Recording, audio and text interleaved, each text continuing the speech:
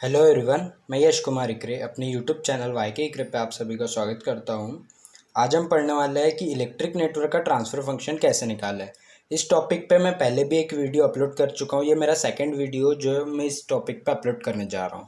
तो किसी भी इलेक्ट्रिक नेटवर्क का ट्रांसफ़र फंक्शन निकालने से पहले हमें कुछ रिजल्ट्स पता होना चाहिए, जैसे कि रेजिस्टर को का एस डोमेन में क्या कन्वर्जन होता है, कैपेसिटर का एस डोमेन में क्या कन्वर्जन होता है और इंडक्टर का एस डोमेन में क्या कन्वर्जन होता है।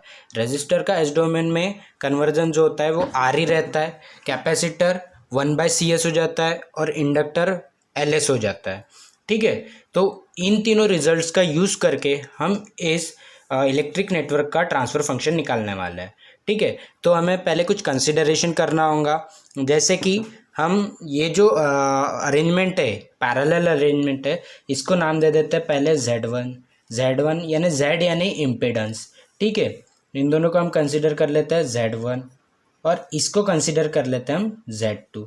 तो हम 1 बाय 1 इन दोनों की वैल्यूज़ निकाल लेते हैं, उसके बाद हम सामने बढ़ेंगे, आगे बढ़ेंगे सॉल्व करने के लिए। ठीक है, तो पहले हम Z1 निकालते हैं। Z1 कैसे निकलेंगे, अब हमें दिख रहा है क्लियरली कि ये दोनों जो है पैरेलल कॉम्बिनेशन में। तो पैरेलल कॉम्बिनेशन में Z1 कैसे निकलता है, 1 divided by Z1 equals to 1/R1। ये डायरेक्टली मैं एस डोमेन में ले रहा हूँ।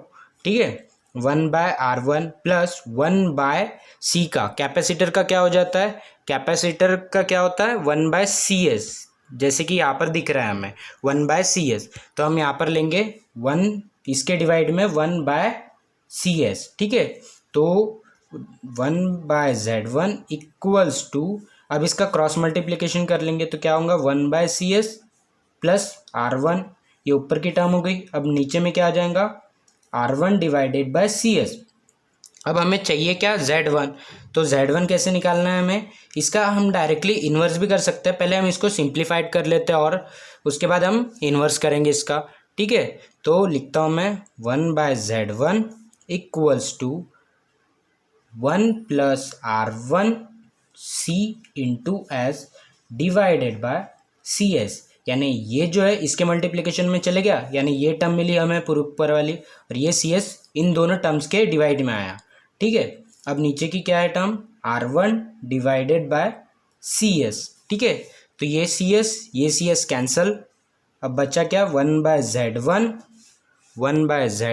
Equals to 1 plus R1CS divided by R1। अब हमें निकालना है Z1, तो Z1 कैसे निकाल लेंगे हम, सिंपली हम ये इसका इन्वर्स कर लेंगे। अगर इसको ऊपर ले जाते हैं तो हमें Z1 मिल जाएगा और इसका इन्वर्स करेंगे तो भी यानी Z1 की वैल्यू क्लियरली निकल जाएंगी हमारी। तो Z1 इक्वल्स टू, इन्वर्स कर रहे हैं हम इस इक्वेशन का, तो Z1 equals to R1 divided by 1 plus R1CS। ये हो गया हमारा Z1 की वैल्यू, इक्वेशन नंबर 1 दे देते इसको नाम। फिर Z2 की वैल्यू निकालेंगे। Z2 यानी क्या है, सिंपली R2 है, तो R2 की वैल्यू यानी Z2 यानी हमारा क्या हो जाएगा, सिंपली R2 हो जाएगा। तो लिख लेता हूँ मैं Z2 इक्वल्स टू R2। ये हो गया सेकंड इक्वेशन हमारा। अब इस Z1 और Z2 का यूज़ करके हम एक इस सर्किट को सिंप्लीफाइड कर लेते हैं पहले, फिर हम आगे की स्टेप करेंगे, यानी हमें करने में आसानी होगी। I ऑफ t, ठीक है, यहाँ पर आ रहा है मेरा Z1 जो कि R1 और C का कॉम्बिनेशन है, यहाँ पर आ रहा है Z2 जो सिंपली R2 है मेरा। अगर ये Z2 नहीं भी लिखे, डायरेक्टली R2 भी लिखे तो भी कोई फ़र्क नहीं पड़ने वाला, पर हम प्रैक्टिस रखते हैं कि हम Z2 Z1 यानी Z के टर्म में ही रखें सारी वैल्यूज़।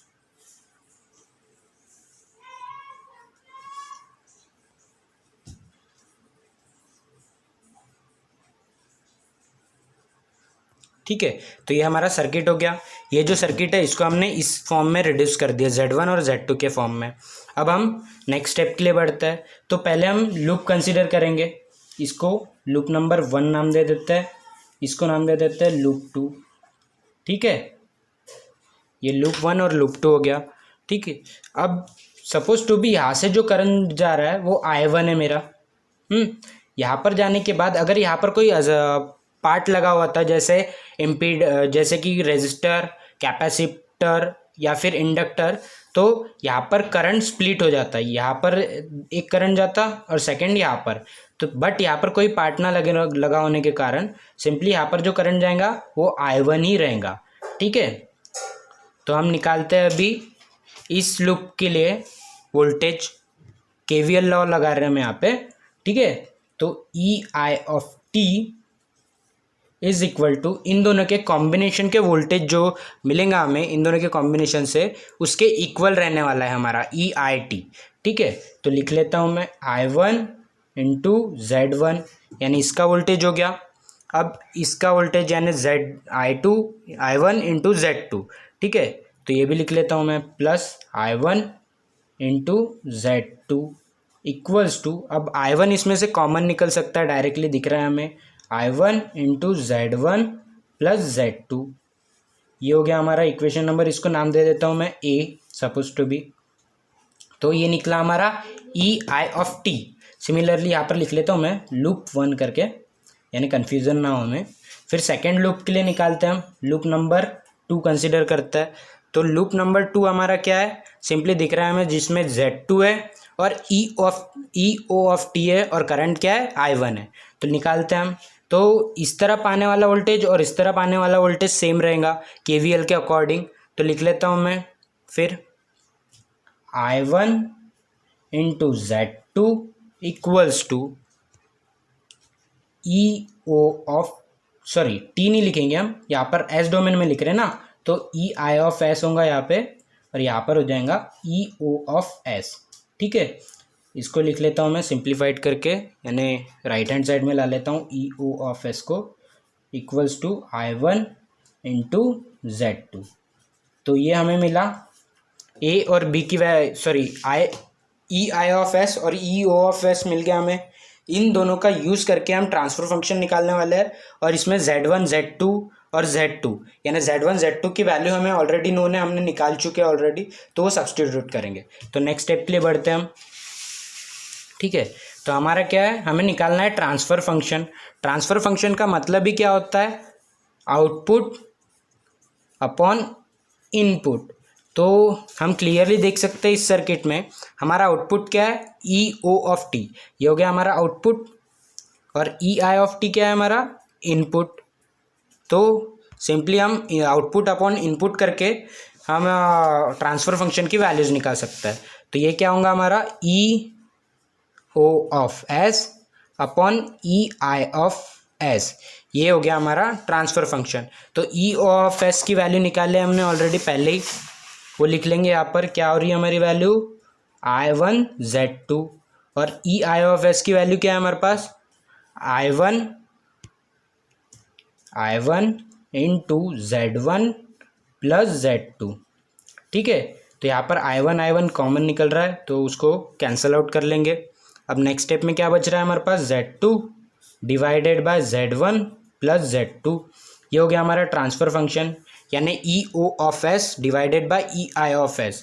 ठीक है, तो अभी हम Z1 Z2 की वैल्यू सब्सटीट्यूट करते हैं इस इक्वेशन में। Z2 की वैल्यू क्या है हमारे पास, यहाँ पर दिख रहा है हमें R2, Z2 की वैल्यू R2 है और Z1 की वैल्यू है R1 divided by 1 plus R1 CS। तो ये वैल्यू सब्सटीट्यूट करते हैं इक्वेशन में, R2 Z2 की जगह R2 आ गया मेरा, और Z1 की जगह क्या है R1 divided by 1 plus R1 CS। ठीक है, ये Z1 की वैल्यू हो गई, और Z2 की वैल्यू क्या है R2, ये मिला हमें ट्रांसफ़र फंक्शन। इसको और सिंप्लीफाइड कर लेते हैं, थोड़ा बड़ा दिख रहा है ये इक्वेशन, इसलिए इसको सिंप्लीफाई करता है R1। अब ये जो डिवाइड वाली टर्म है इसको इसके मल्टीप्लिकेशन में लेकर जाते हैं, तो क्या होगा R2 into 1 plus R1 CS। ठीक है, और इसके पूरे टर्म के डिवाइड में क्या आ जाएगा 1 प्लस R1 CS। ठीक है, ये हमारा ट्रांसफ़र फंक्शन है। अब इसको क्या कर सकते हैं हम, यहाँ पर ले जा सकते हैं ऊपर में डायरेक्टली, क्योंकि ये इसके डिवाइड में और इसके डिवाइडेड में जो भी वैल्यू है वो सीधे सीधे इसके मल्टीप्लिकेशन में होती है, हमें पता है, तो हम कर लेते हो ऐसे ही सॉल्व करते हैं इसको आगे में। R2 into 1 plus R1 CS divided by R1 plus R2 into 1 plus R1 CS। तो ये रहा हमारा ट्रांसफ़र फंक्शन जो कि हमें निकालना था। इस तरह से हमने ट्रांसफ़र फंक्शन की वैल्यू निकाल ली है, यानी E O of S divided by E I of S. यही हमारा ट्रांसफ़र फंक्शन है जो कि हमें निकालना था। यानी हमने इस सर्किट के लिए ये ट्रांसफ़र फंक्शन निकाल लिए है। ठीक है, तो यही हमारी फाइनल वैल्यू है जो हमें निकालना था। इसी तरह के वीडियो पाने के लिए चैनल को सब्सक्राइब करें और वीडियो को लाइक करें। Thank you.